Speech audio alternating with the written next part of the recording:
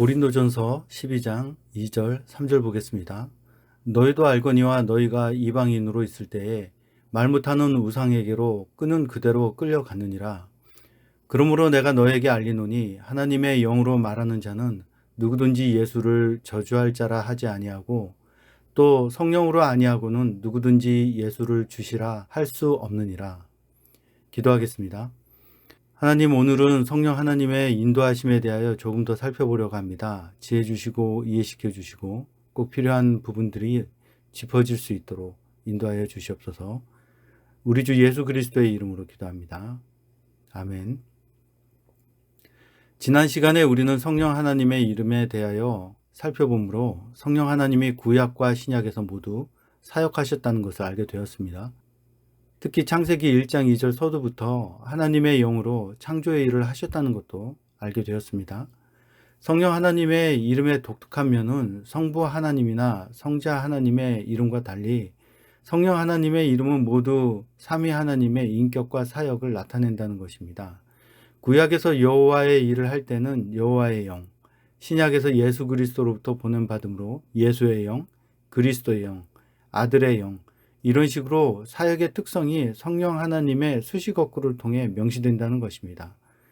더욱이 우리를 하나님의 아들로 삼으시는 성령 하나님의 사역에서는 양자의 영으로 부른다는 것을 알게 되었습니다. 이러한 이해가 중요한 이유는 신자들 혹은 목회자들 혹은 신학자들 중에서도 영의 부분을 성령 하나님으로 이해하지 못하고 어떤 기능적인 일을 하는 특별한 영으로 이해하고 가르치는 일이 종종 있기 때문입니다. 만약에 우리가 사람들에게 영에 대하여 가르칠 때 그것을 성령 하나님이라는 사실에 대한 명시 없이 어떤 영이라고 말하게 되면 초신자의 경우에는 이것을 필요할 때에 하나님께서 보내주시는 아주 특별한 영으로 생각하는 경향이 생긴다는 것입니다. 심한 경우에는 악령들과 대비되는 하나님께서 주시는 어떤 영으로 생각하는 일이 있기도 합니다. 이러한 신자의 오해는 모두 목회자가 그것에 대한 인식이 명확지 않은 상태에서 설명하기 때문에 지도자들의 생각이 투사된 것으로 밖에 생각할 수 없습니다. 심지어 어떤 심한 경우에는 기능이나 에너지로 설명되는 영으로 이해시키게 되는데 이런 경우가 종종 있다는 것은 놀라운 일이 아닐 수 없습니다. 이렇게 가르치는 것은 생각하지 못한 이단을 양성하게 되는 원인이 되기도 합니다. 실제로 기독교에서 이단이라고 하는 사람들의 형태를 보면 기독교 기초 지식을 잘못 이해하고 있다는 것을 알게 됩니다. 그리고 그것을 가르치고 이것을 자신의 정형화된 신앙으로 만들면서 자신 스스로가 이단이 되는 경우가 많습니다. 이러한 예는 맞습니다. 특정 이단을 비방할 용도가 아니라 바르게 생각하기 위한 것이므로 내용만 거론하겠습니다. 성령 하나님을 에너지로 보는 것, 나의 필요한 도구 혹은 수단의 방편으로 쓰기 위하여 성령을 달라고 간구하는 현상, 선악과의 경우 과실이 죄를 조장하는 성분이 있다고 생각하도록 가르치는 것, 삼위 하나님을 이해하지 못하니 성부 하나님이 되었다가 성자 하나님이 되었다가 성령 하나님이 되는 가연적 존재로 이해하는 경우, 죄를 하나님의 관계를 파괴하는 악한 인간의 본성에서 보지 못하고 오직 육의 욕구만을 죄로 보는 경향, 이로 인해 영은 선하고 육은 악하게 보는 그노시스적 기독교 신앙 형태, 이로 말할 수 없는 여러 형태의 잘못된 기독교 견해들이 있습니다. 이러한 하나님의 세계에 대한 오해에도 불구하고 기독교 세계와 예수 그리스도 믿는 믿음에서 벗어나지 않고 굳건하게 신자의 자리에 있는 것을 볼 때면 하나님의 은혜가 아니고는 도저히 있을 수 없는 일이라고 생각이 됩니다. 사람들은 중생한 이후에 혹은 예수 그리스도를 믿은 이후에 방언을 받아야 구원의 징표가 된다고 말하는 사람들조차도 구원받은 이후에는 사람이 하나님의 법에 완전히 순종할 수 있다고 말하거나 더 이상 죄를 짓지 않는다고 말하는 경우를 보게 됩니다. 사실 말 그대로 되어야 정상입니다. 저도 같은 생각을 갖고 있습니다. 중생 즉 거듭났으므로 거듭난 증거로 죄를 짓지 말아야 합니다. 그런데 이렇게 단정적으로 말할 수 있으려면 하나님 보시기에 선하게 창조된 사람인 아담도 죄를 짓지 말아야 합니다. 이러한 이해를 해결하기 위해 두 가지 양상이 나타납니다. 하나는 완전할 수 있다는 생각을 하고 그 완전을 율법의 완전한 수준에서 찾는 경우입니다. 이는 이미 앞에서 논의하였습니다. 두 번째, 도덕에서 찾는 경우를 잠시 말씀드리겠습니다. 창조가 불완전했다고 어느 누구도 말하지 않습니다. 그러나 신학과 신앙을 전개하는 사람들의 말 속에는 이것을 인정하고 있다는 것을 알 수 있습니다. 선악을 알게 하는 선악과의 과실을 먹지 않았다면 도덕적으로 보다 고양된 어떤 단계에 이르렀을 것이라고 말합니다. 이것은 개혁주의 유명한 신학자들의 일반적인 진술입니다. 그러나 이 말은 곧 사람이 도덕적 단계가 낮은 단계에 있었다는 의미가 되는 것입니다. 이것이 아니라 아무리 우겨도 사실입니다. 그렇기 때문에 믿은 이후에 도덕적으로 보다 높은 단계에 이르도록 이해하게 하고 성화를 도덕적 고향으로 보게 하는 것입니다. 또 이러한 입장은 유신진화론의 합리성을 더해 주었습니다. 자칭 개혁주의 신학자 중에 누가 유신진화론이 틀렸다고 주장할 수 있겠습니까? 도덕적 올바름으로 더 높은 수준에 이를 수 있는데 말입니다. 어떤 이는 이렇게 말합니다. 그렇게 도덕적으로 더 나은 상태로 나아갈 수 있는 것이 바로 완전하게 창조되었다는 증거라고 말입니다. 이러한 말은 도대체 어디에서부터 바로잡아 주어야 할지 알 수 없는 미궁에 빠지게 합니다. 더욱이 하나님이 도덕적 하나님이시므로 우리가 하나님의 도덕적 수준에 이르러야 한다고 말하는 분들도 있습니다. 우리의 도덕적인 부분이 어디에서 왔는가라는 이해에서 하나님은 분명 도덕적인 분이십니다. 근본적으로 창세기에서 선을 말함으로 도덕적이신 분임이 분명합니다. 또 우리는 그의 형상으로 창조되었기 때문에 도덕적 지향성에 대해서는 간과할 수 없다고 생각됩니다. 그러나 이러한 말에서 여전히 어느 정도 수준이 하나님의 도덕적인 수준인지 말할 수 있겠습니까? 결국에 다시 율법으로 돌아가게 되어 있습니다. 왜냐하면 어느 정도 도덕적 수준이 하나님께 부합한지 사람은 인지할 수 없기 때문에 결국에 하나님의 완전을 나타내는 율법에 대해서 생각할 수밖에 없기 때문입니다. 이 도덕적 수준을 예수 그리스도께 두게 되는 경우, 이 경우에도 결국에 율법을 향하게 되어 있습니다. 적어도 현대 신학 풍조로는 그렇습니다. 단지 예수 그리스도의 수준까지 이르자 말한다면 창조자시고 하나님이신 예수 그리스도의 수준은 피조물인 사람으로서는 도저히 달할 수 없는 수준인 것임에는 분명합니다. 이러함에도 예수 그리스도의 도덕적 수준에 또는 예수 그리스도의 본에 예수 그리스도의 장성한 분량에 이르자 말합니다. 이러한 논의에서 고려해야 할 것이 있는데 다른 요소가 부과된다고 하여도 이 세 가지 요소는 반드시 고려되어야 된다고 생각합니다.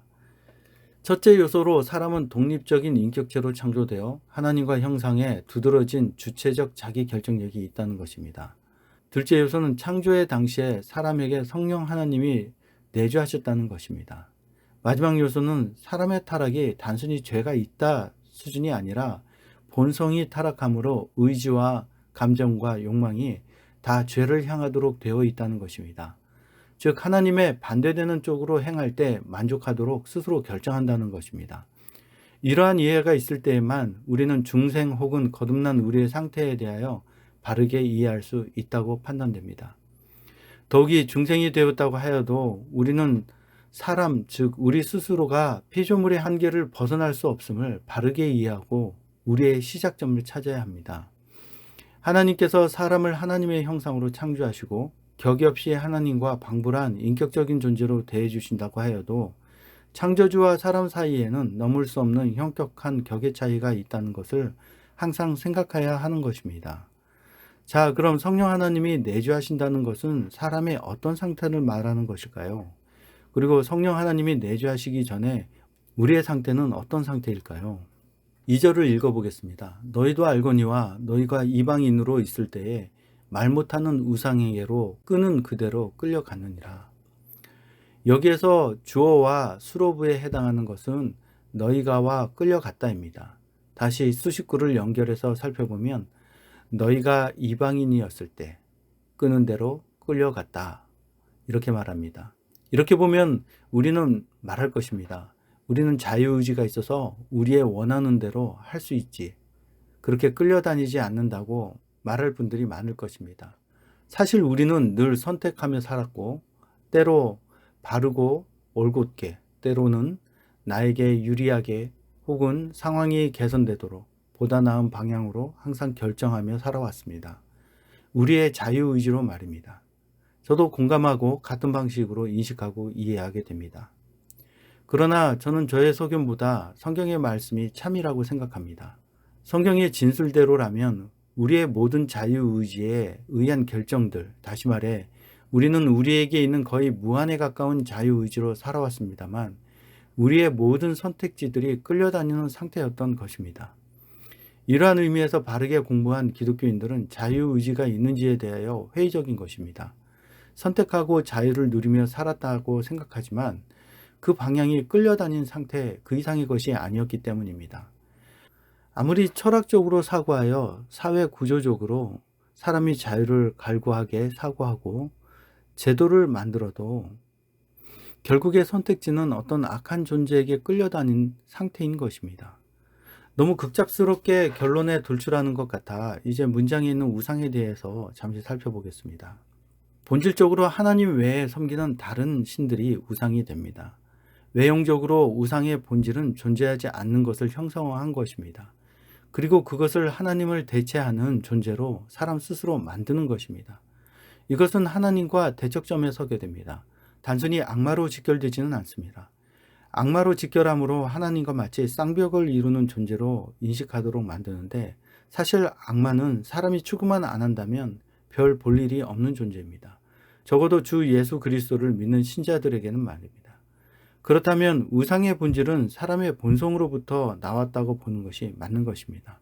그리고 그 우상의 성질이 하나님을 배반하는 존재인 악마와 같은 성질을 지닙니다. 우리가 우상과 악마와 같은 존재로 보게 되는 것은 같은 성질을 지녔기 때문입니다. 하나님을 의심하고 존재하는 자신의 보기 좋은 대로 선택하는 것, 전혀 하나님에 대한 인식 없이 철저하게 하나님과 인격적인 관계를 차단하고 자기 좋을 대로 선택하고 즐거워하는 것이 일치하는 면들입니다. 무엇보다 모든 것에서 하나님을 지우려는 면들이 공통됩니다. 이것이 우상의 본질입니다. 그렇기 때문에 우상은 언제든지 형태를 바꿀 수 있습니다. 사람의 보기에 좋은 대로만 만들면 되기 때문입니다. 자신의 원함을 이루어 줄 다른 것을 찾으면 되기 때문입니다. 안타깝게도 하나님을 이러한 수단으로 믿는 사람들이 있습니다. 하나님께서 은혜 주셔서 속히 원래 하나님을 믿는 자리로 돌아오기를 소망합니다. 실제로 우상에 대하여 여호와 하나님께서 주신 십계명에 심플하고 밀도 높은 표현으로 말씀하셨습니다. 출애굽기 20장 4절을 읽어보겠습니다. 너를 위하여 새긴 우상을 만들지 말고 또 위로 하늘에 있는 것이나 아래로 땅에 있는 것이나 땅 아래 물속에 있는 것에 어떤 형상도 만들지 말며, 어떤 새긴 것을 만드는 것은 어떤 형태로든지 가능한 것입니다. 더욱이 대상에 대해서는 어떤 것이든지 하나님만 아니면 됩니다. 3절을 읽어보겠습니다. 너는 나 외에는 다른 신들을 내게 두지 말라. 우상과 관련해서 사람이 섬기는 대상은 하나님만 아니면 되는 것입니다. 그렇기 때문에 우상에 끌려다니는 상태라는 하나님의 지도를 철저히 배척하고 사람 자신이 원하는 방향대로 선택하여 가되 그것에 의해 자신의 통제에 불가능한 상태가 되어버렸다는 것을 의미하는 것입니다. 생명이신 하나님의 지도를 받지 않는다는 것은 생명이 아닌 것을 향한다는 의미와도 같습니다. 그리고 그것은 어떤 형태가 되었든지 심지어 형태가 없다고 하여도 사람 자신이 끌려가고 있는 상태를 의미하는 것입니다. 우리 믿는 믿음의 사람들, 하나님의 백성들은 우리가 섬기는 하나님이 어떠한 분이신지 늘 생각해 보아야 합니다. 가장 간단하고 확실한 방법은 자기의 백성들을 위하여 십자가에 죽으신 예수 그리스도의 인격과 백성들을 향한 사역을 믿는 것입니다. 오늘도 우리는 주 예수 그리스도를 믿습니다. 고린도전서 12장 3절을 한번 보겠습니다. 그러므로 내가 너희에게 알리노니 하나님의 영으로 말하는 자는 누구든지 예수를 저주할 자라 하지 아니하고 또 성령으로 아니하고는 누구든지 예수를 주시라 할 수 없느니라. 2절과 3절은 대비되는데요. 악마와 악의 세력과 대비되는 것이 아니라 우리가 우리를 위해 만든 우상과 성령 하나님, 그리고 우상이 이끄는 것과 성령 하나님의 인도하심을 대비시켜 놓았습니다. 우리가 주 예수 그리스도를 믿습니다. 고백을 하는 것은 성령 하나님이 아니면 할 수 없는 표현입니다. 그래서 실상 외형적으로는 우리가 믿는 것처럼 인식되지만 실제로 그러한 고백이 있기까지 성령 하나님의 인도하심이 없으면 그러한 고백은 불가능한 것입니다. 이미 우리는 성령 하나님의 내주하심이 영원히 하나님의 백성들과 함께한다는 것을 확인하였습니다. 단지 그것이 그렇게 고백되기까지 하나님의 형상 즉 인격적 존재로서 사람을 존중하시는 하나님의 성품이 얼마나 우리를 인내하고 참고 기다리시는지 우리는 가늠조차 할 수 없다는 것입니다. 이러한 하나님의 성품적인 이해도 하나님의 형상에 대한 이해 없이는 이해가 전혀 불가능한 것입니다. 하나님께서 우리의 성품으로 묘사되는 성격 구절들에 대하여 신학자들과 목회자들은 종종 하나님을 의인화해 보여주시는 것이라고 이해합니다. 그러나 이러한 개념으로 이해하면 하나님께는 없는 성품이 사람의 성품으로 표현된 것이므로 이 표현은 삼가하는 것이 좋습니다. 왜냐하면 우리의 성품이 어디에서 시작되었는가에 대한 고찰이 없이 표현된 것이고 또 사람이 자연 발생했다는 것을 암암리에 지지하는 표현이기 때문입니다. 보다 본질적으로 우리가 가지는 성품의 모든 것, 우리가 가지는 감정의 모든 것, 우리가 가지는 지성의 모든 것은 하나님의 것의 축소판이라는 것을 우리는 이해해야 할 것입니다. 이것을 다시 말하면 하나님의 반사체로서 존재한다고 말할 수 있는 것입니다. 우리가 가지는 인성의 모든 것은 하나님의 신성과 유사하게 하나님께서 창조하신 것입니다. 우리의 중생, 즉 거듭남은 성령 하나님의 내주하심으로의 중생입니다. 그리고 중생함으로 죄의 오용과 죄의 결과로부터 자유는 성령 하나님의 거룩하심에 근거한 것입니다. 우리는 단지 성령 하나님께서 우리를 인도하시기를 우리 자신을 내어 맡기면 되는 것입니다. 여전히 우리의 문제는 우리의 문제를 우리가 해결하고 하나님 없이 가능하다는 생각을 하고 있다는 것입니다. 이것이 바로 본성적 타락의 결과로 여전히 죄와 결탁하기 원하는 우리의 문제인 것입니다. 주인으로 믿고 따르는 예수 그리스도께 자신을 내어 맡기시기를 소망합니다. 예수 그리스도께서 성령 하나님을 통하여 여러분들을 인도하십니다. 다음 시간에는 성령 하나님의 인격적 지배에 대하여 살펴보겠습니다. 이미 오래전에 살펴보려고 했는데 계속 이러저러한 요소들에 대한 설명이 필요해서 시간이 지체되었습니다. 기도하시겠습니다. 하나님, 이제 우리는 주 예수 그리스도께 우리 자신을 내어 맡기는 것에 대한 확신을 얻기 시작했습니다. 각자 믿음의 분량대로 주 예수 그리스도께 우리 자신을 내어 맡길 수 있기를 소망합니다. 예수 그리스도의 이름으로 기도합니다. 아멘.